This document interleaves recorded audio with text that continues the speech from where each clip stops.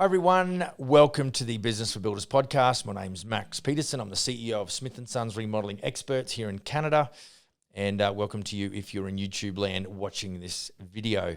Hey, look, today, true to form, I want to really give up some of our intellectual property, if you like. We've talked about competitive advantage, so really what I'm talking to, or who I'd like to be talking to, is general contractors. Some of this might resonate with you as a subcontractor, but it definitely is it's focused heavy on GCs. You know, I obviously doing what I do on a daily basis with our group of general contractors, that we always want to look at ways of doing things better. Obviously, cross-analyze that with how would I put myself out of business? Try and highlight those gaps and deficiencies.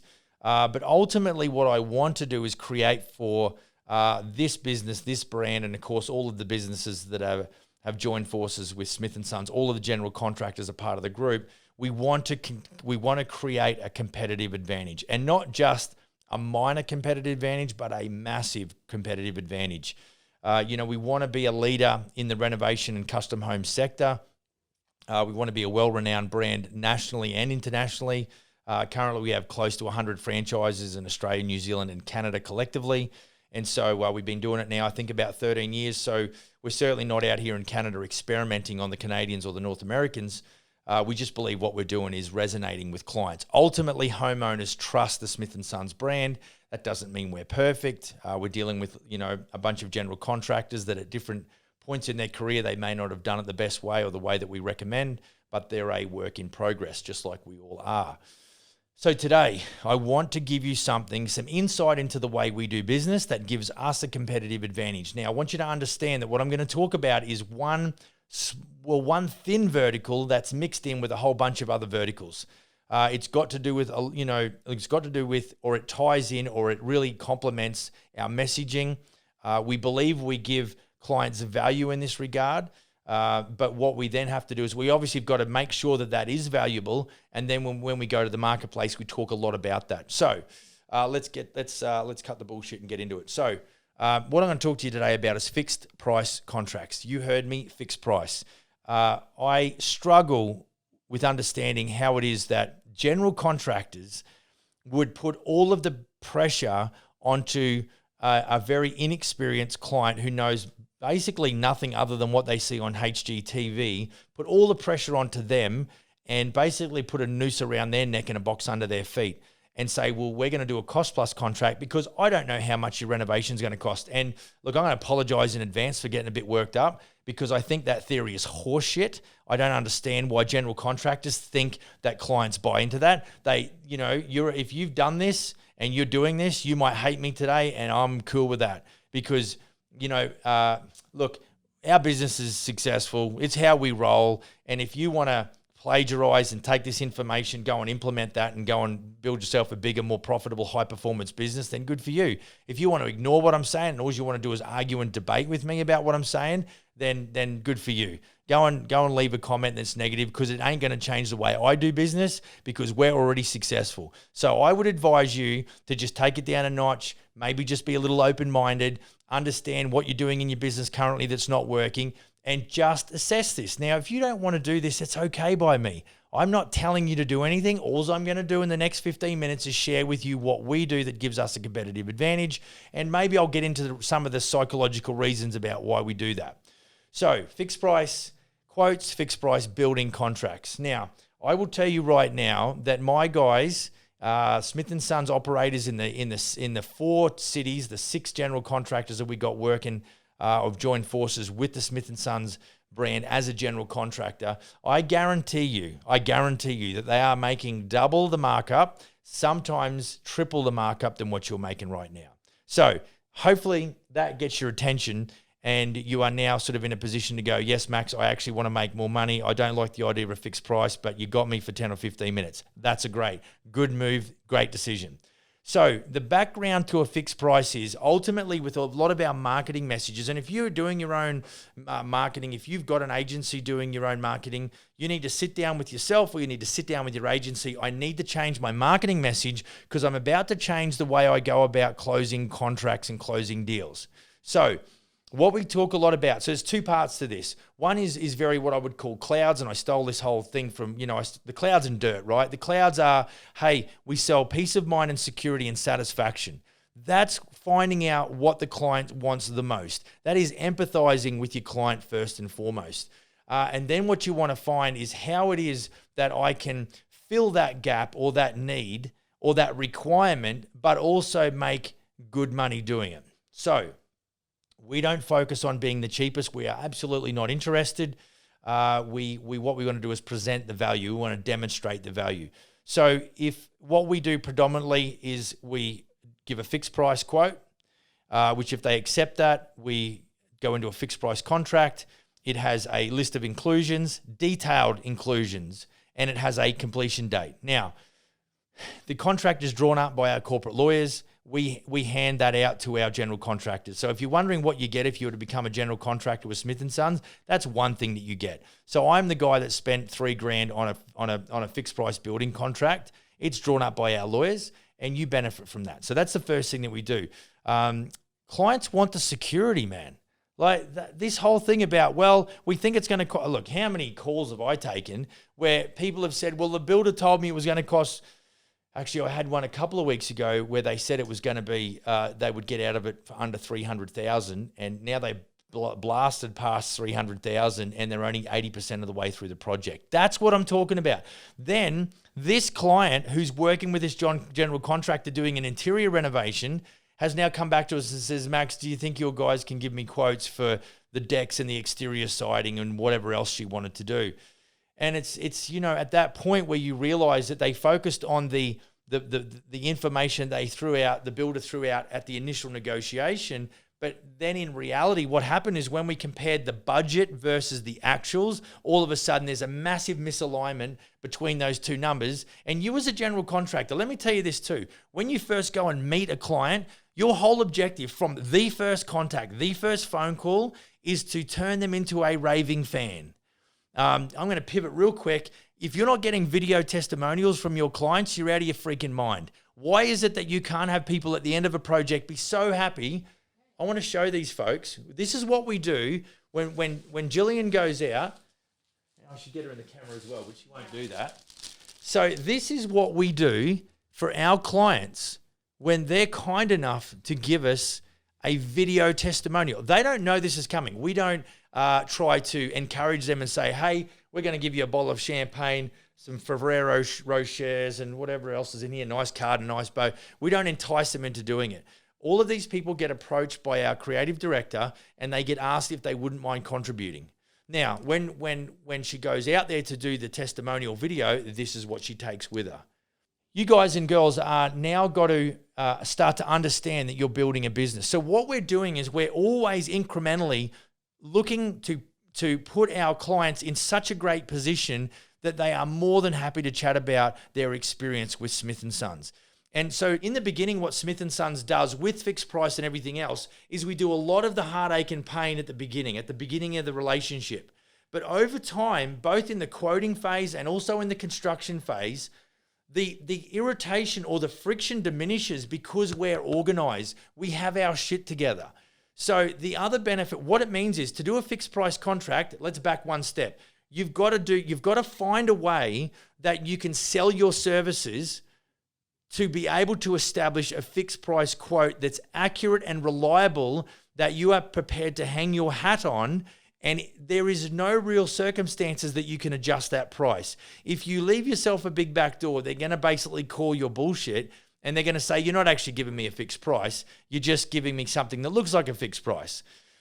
So what you've got to do is, and if I ask you, hey, do you get paid to quote? Everyone's going to barf on me and basically give me the bird and tell me I'm full of shit, and I'm okay with that because you're more than welcome to, have your view and your opinion. That's cool. But I'm telling you, this is not theory. This is what we do. Matter of fact, look, here's a psychology. Here's some psychology. If you are able to talk to clients and provide an estimating and quoting service that clients value, that you could charge maybe $500, $800, $1,500, then what you're going to find is if you can transact at a low level, it's highly likely that you're going to transact on a high level. Did I say that right? If you transact at a low level, it's highly likely you're going to transact at a high level. And so what you're trying to do is build trust and build rapport. So I know that, our situation, and we're no different. We go out there and visit with clients, and you might look good and smell good, but they do not trust you. So what we have to do is deconstruct the wall of distrust. So when we're talking about coming up with a fixed price quote, see, they want the fixed price so badly because they've heard of all the horror stories around cost plus contracts. So I'll say, we're going to provide you with a fixed price. We're going to provide you with a list of inclusions and a completion date. However, for that feasibility study, it's going to cost you $500, $1,000, or $1,500, whatever the case may be. And it is very much subject. So up to a $100,000 contract, we might charge $500. Beyond that, it really comes down to how much work you're going to do. And we never say that we're charging you to quote. We're providing a service that's going to create security, right?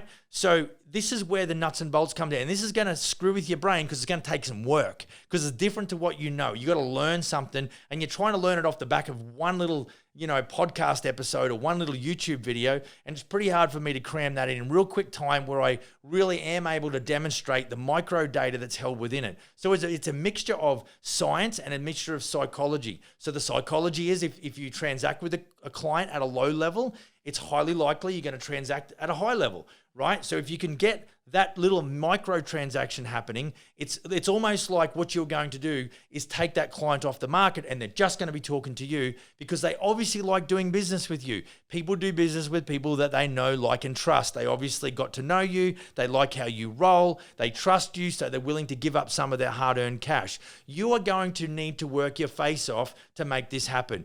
If you're not got a silver spoon jammed up your ass and you're some trust fund baby, then you're going to have to work for every dime that you get. It's not going to come to you. You have to get crafty. You have to figure out, how do I give value to get value?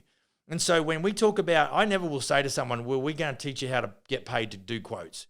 It's just not going to fly. What I've got to do is demonstrate a way of delivering value, and that is via what we do in that pre-sales or that sales process in the early stages. So you want to get to the fixed price because that creates security. You want to be able to put together a list of inclusions that are specific. Let me talk to you about that, because that gives people satisfaction, understanding in advance what they're going to get. So you're going to need to figure out how you are going to go about getting quotes from your vendors and from your subcontractors in quick time, or you actually get yourself what I would call a black belt in all of the trades. So whenever you get your electrician out, and I don't know what they're going to do, they're going to rewire the whole basement, they're going to change the board, and let's say he comes in and says, look, I think that's going to be an $8,000 job. So I know about this firsthand because my own electrician comes in and tells me that this jam space that I want to put together in my garage is shouldn't cost me more than $2,000. And so a week ago, he hands me a bill for $3,300. Like that's 50% over what his indication was. So, I think when you're putting together, costings, that's the first thing you've got to understand, is that you're saying you're going to hang your hat on a fixed price with clients, but I want you to know that's on one side of the fence. On the other side of the fence, where you're dealing with not so much vendors, they're fairly reliable. When they give you a quote, they'll have an expiry date. They'll say, look, this is good for, 30 days, 60 days, maybe at the moment with, the whole COVID thing going around, you might not get as much reliability, but the fluctuation certainly won't be 50%. But as it relates to subcontractors, this is the first thing I tell a lot of my guys when they're going out there to get the fixed price thing underway. You've got to talk to these folks and say, I am going to hold you on this price. Are you confident that this is going to cover all the labor, all the materials, all the delivery, everything to complete the scope of work as it relates to this project? And when they say, yeah, I still don't trust them. I still don't think that they're gonna come to me with some crybaby sort of move, either midway through the project or at the end of the project when they're invoicing and try and gouge me for more dough. So what you need to do is you need to have this peripheral awareness up that it's nice to be able to say, we do fixed price contracts and we offer the client's value. But if you do it at your own, at your own loss, that's a bad business decision. So you need to be able to sort of understand some of the dynamics around procuring the quotations from your vendors and from your subcontractors and how they get put into the fixed price. And then obviously how you correlate that. So let's talk a little bit about, if you're still doing this with Excel spreadsheet, that's fine. It works okay on a micro level, like on a download moment. But the minute like that you want to start saving time and money because obviously you want to do more projects, you really need to go and find your software. Now, if you do 10 new homes a year, you might go and use Buildertrend. That might work for you. If you're doing renos and custom homes, you might look at CoConstruct. And then you also might look at the software that we use, which is called BuildExact. Because what you really want is you want to be able to put estimates in, convert estimates to quotes. You want to be able to then convert that to a job. You then want to be able to build all of your progress payments, that are in your progress payment schedule in your building contract into the invoicing part. You then want to be able to reconcile payments. You want to be able to create change orders. You want to be able to then, compare your actual costs to your estimate or your budget cost in your estimate. And there is no way known to man that you can put that into an Excel spreadsheet. You will turn yourself upside down trying to keep an eye on that ball and making sure that everything is entered appropriately. So, that's the first thing. So you can see how that it comes from messaging, the dynamics around your vendors and your subcontractors, your ability to correlate the data in a software package, which is going to cost you money. If you want to make money, you got to go spend money. So, the software that we use is probably could be $250 a month Canadian. Now, what I want you to do is, that's probably a lot of money for some of you guys and gals. What I want you to do is look at how you could use that as a leveraging tool. Would that save you time? Would that enable you to do twice the amount of the quotes? Would it enable you to do quotes that are more accurate? Because you're going to be talking to, let's say you're talking to 10 leads at once and you've got all of those. How are you going to build? You can't have a CRM and then you can use QuickBooks over there. And then you've got some other program where you're actually, putting all of this information together. It is you're not expediting and it's messy. So I urge you to take a look at software if you're not already using it. If you already use it, you're sort of halfway there. Now, what do we do about inclusions? So we do all of this work up front. Now, the rule of thumb is that I do not go to contract until all of the items that have an aesthetic value or a design value, unless we have those all locked and loaded, I don't go to contract. I just don't. If you can't tell me whether you want stone countertops or whether you want just post-form laminate, I'm not going to contract. If you can't tell me what color that laminate top is, I'm not starting. If you can't tell me what color, what type of floor covering you want, I'm not starting. I'm not going to contract. And the reason is, two reasons. One, once you get into contract and you want to select a floor covering, you basically now, if you've got serious delays in ordering, you're now going to push back the project. That's the first challenge. The other challenge is now you're putting duress because you're aware of the delays and everything in getting the material, or potentially, you're now going to put pressure on your client. That is disruptive. That is going to cause pressure. That is going to cause friction, and friction causes heat and drag, and there's nothing worse for your pleasant building process when you're trying to do your best to help keep these clients super happy so that at the end of the project, you get a video testimonial. That is not helping your case. So I am telling you, before you go to contract, sort out all of those expectations. So I talk to my guys about setting boundaries, managing expectations. That's what we do. You've got to do those two things. The best thing that you can do to help you help yourself, and your clients won't even know it, is to get all of those selections done ahead of time. We do that via, you can call it a selection sheet, you can call it a shopping sheet, call it whatever you like. And the way we create that shopping sheet is when we do our estimate, I'll go through and do basically, an assembly of everything that we need, items and components. There'll be some stuff that I can be categoric on, things like lumber and drywall, that boring shit.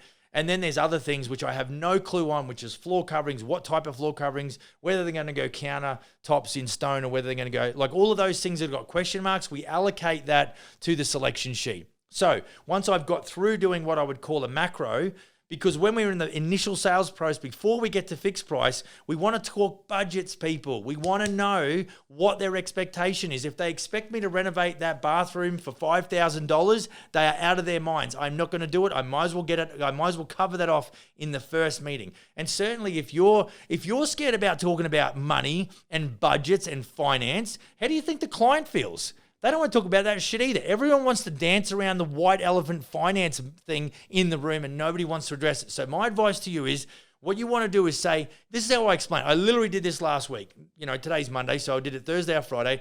And I said, look, I love to talk to clients about budgets and what they expect. And I'll tell you why. Before they answer me, I'll tell you why. Because if You expect me to do a job for, like a bathroom for $5,000 when I know that when I do them every day, I know it's going to cost you a minimum of 20 grand. Then the relationship is over. I can't help you. You need to go and find someone else who's happy to work for no money.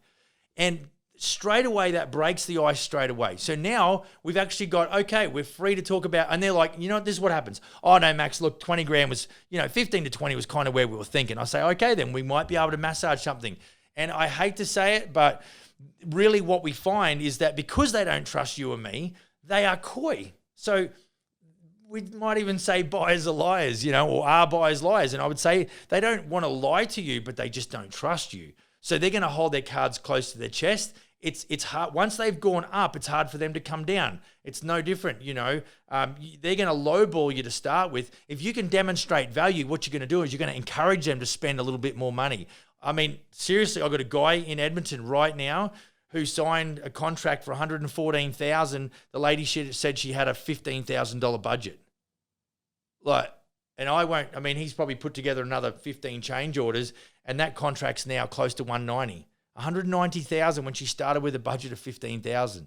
See? So she has obviously seen so much value in the service that my guy in Edmonton is providing that she's happy just to keep doing change orders and make alterations on the fly and be able to sort of be open now where they've got a very much an equal trust. So he trusts the client trusts the builder. And that's why at the end of this project, she will be so happy with her experience because she was handled professionally. Now, here's the flip side. Let's just cut to the chase for the sake of time maybe, is that when you go and order something on Amazon, and let's say you wanted it overnight or you wanted it in the next 48 hours, what is Amazon going to ask you to do? You're either going to have a membership status that's going to entitle you to a more speedier delivery, or what are you going to do? You're going to pay more money for a quicker delivery. So you pay more money to get a better service. So what we do with fixed price, we're offering all of that stuff. We're upselling. This is the fries. It's like we're going to give you everything that you want in the inclusions list. We're going to give you the fixed price, and we're going to give you a project duration time or understanding of the project duration. And in the contract, you'll have a completion date. So that's like I want a speedy delivery with Amazon. So what they will do is effectively, you can't sell a fixed price contract, my friend, and use the same markup. If you're only marking up 8%, 10%, 12%, even 15%, you're going backwards. You're going out the back door, or at best, you're breaking even. You are not making money. You might think you are because at times there'll be, big checks in the bank. I mean, I remember doing my largest project and it was a $1.1 million fiveplex, and I got a check for 300 grand. That at that stage of my career, that was massive. So you can fool yourself into thinking that you're making money, but you're really not. Whereas if you are selling the values of a fixed price contract and you understand that you are entitled to charge more because you're presenting the clients with more value, then what you're going to find is you're going to start setting your business up to a point where you are legitimately making money. Now, the only way you're going to know about that is to be able to compare your actual cost versus your budget. Now, even for my guys, they've got to invest in somebody to do that data entry so they can take all of these home hardware, Home Depot, Rona, Lowe's invoices or receipts and allocate them to a project so that they can then start to look at their dashboard and it shows them how much they've claimed, how much they've spent, and what their active or their live gross profit is. And that takes work as well. So again, you've got to have the software that enables you to do that, and you've got to make some room in your budget. This is why you need to start marking up by a few more % than what you're currently doing, because I'm telling you right now, you need to hire a person to do 8 hours work, 1 day a week, and take all of those invoices and input them into the various projects within your software. That's how you're going to win. That's how you're going to know for real. What that also does is it highlights where you're a shit estimator. So you might consistently allocate a below par or a below budget electrician allowance, let's say. Because remember, we're asking the electrician for a quote, one of which they will never back up because quite honestly, they're gutless and they don't know their shit and they're not prepared to sell me value. So I've got to really complement that by adding my own based on my historical data. But if you've constantly not allowing enough for your estimating, when you compare your actuals versus your budgets, you're gonna understand that, hey, I need to, we've been consistently below on our electrical budget. We need to increase that next project. So here's the other thing. Let's just pivot again. Let's talk about change orders. This is why you need a proper software, not just Excel. Doing change orders. I say to my guys, the minute that you deviate away from your inclusions list. So if you're not doing an inclusion list or a selection sheet that is completely covering everything and there's nothing that you have to select once you get under construction, this kind of advice won't really have any merit, because if you're doing selections on the fly, it's all out the window anyway. But anything that you deviate away from that which is in your specifications or in inclusions, I don't care if it's just moving a pile of garbage that you think the client should pay you extra for, you need to talk about change order. Our change order protocol is written into the contract. Every time we generate a change order, there's a $250 administration fee. Now, remember, we put everything in the inclusions list. It is all nailed down. If the client wants to go and deviate away from that which is in the inclusions or add to it, I've got to stop production and I've got to go and get prices. I've got to do up the quote and I've got to submit it. In the event that they accept that change, I've then got to go and do some ulterior ordering. So now I've got to put pressure on suppliers because maybe I need a window now. Maybe I need extra cabinets. Like there's something going on that's going to interrupt my flow. So remember, we've done in our software, that's the other thing our software comes with, is a project management, a Gantt chart. It enables you to schedule tasks, figure out which ones you can do simultaneously, and then it tells you what you've got to do linearly. So you can't do drywall and electrical at the same time. So to be able to sort of schedule that, the guys that, it's in the contract, it says $250 for the fee. Now, if you're a nice general contractor, it's up to you if you want to waive that fee. But the reason it's in there is because I don't need them coming to me every 5 minutes saying, Max, I need another quote, Max, I need another quote. Every time they move, they understand that if I'm going to produce this quote, it's going to cost you $250. That gets them thinking about, really, do they want it? And maybe they're going to group a few things together, put it on the one change order. So we want to maintain control. But if you don't have your selection sorted out, then your change order protocol is not going to be in place. That change order protocol that we have is built into the contract. And so we've got this, what we've done is we've set boundaries because it's black and white. When a client says, well, you shouldn't charge me to that, well, Mr. and Mrs. Homeowner, you signed the contract, you've initialed the section where we talk about change order protocol, there's what we do. Because, folks, if you allow the tail to wag the dog and you get out of control on a project, your life's going to be miserable. And you can forget about the whole wonderful, testimonial thing and turning him into a raving fan. It just will not happen. So, I think you've got to try and bundle all of this understanding. What I'm trying to paint for you real quick in 20 minutes is as best as I can, is how you can see that it starts from your branding. It starts with how you sell the value.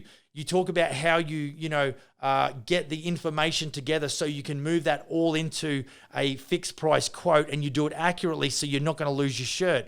You're then going to talk about how we, deploy or execute off the back of that quote, so that we, at the end of the day, we know, not just we guess. You can get a number and think, I'm going to make $100,000 profit on this job. You get to the end of the job and ask guys, well, how did you go? Did you make money? It's like, well, I don't know. There seemed like there was more money in the bank. You're not going to scale a business. That's bullshit. You don't even know. You're literally driving down the road with your eyes closed. You don't know whether you're going left or right. You're turning down the wrong, you just don't know. You haven't got your finger on the pulse because you don't have the tools to go and do the job. If you rocked up at a framing job without a framing gun, you're a goose. You're not going to succeed at the framing job if you don't have a framing gun. I'm going to tell you right now, if you don't have software, you're not going to succeed at this business. You are going to constantly hit a ceiling, and it's because of your own lack of performance and your lack of professionalism as it relates to business development. Everything that you're doing on site is not in question right now. I'm assuming that you can build shit. That's not what's in question. What is in question is all the framework around keeping your clients happy, helping you understand with clarity what's going on in the project, looking at where the deficits are, looking at where you've actually come up with a positive cash flow and where you're putting profit in the bank. That's how you business develop. The business doesn't grow by default, folks. Business grows by design. It's got to have a high level of definition and a good understanding of where you're going and what are the buttons that you press to create a high performance business? What are the buttons you can press to create more profitability? So that's what I've covered. That's been 15 minutes or thereabouts. Look, if you've got any other questions about fixed price quotes, the best thing for you to do is to email me. at max@businessforbuilders.ca. If you want to flick me a text or you want to maybe have a quick chat, I'm sort of happy to do that. You'll have to schedule that call because I'm quite busy. But feel free to sort of hit me up if you want to have a quick phone call conversation about it. I could probably give you 10 or 15 minutes.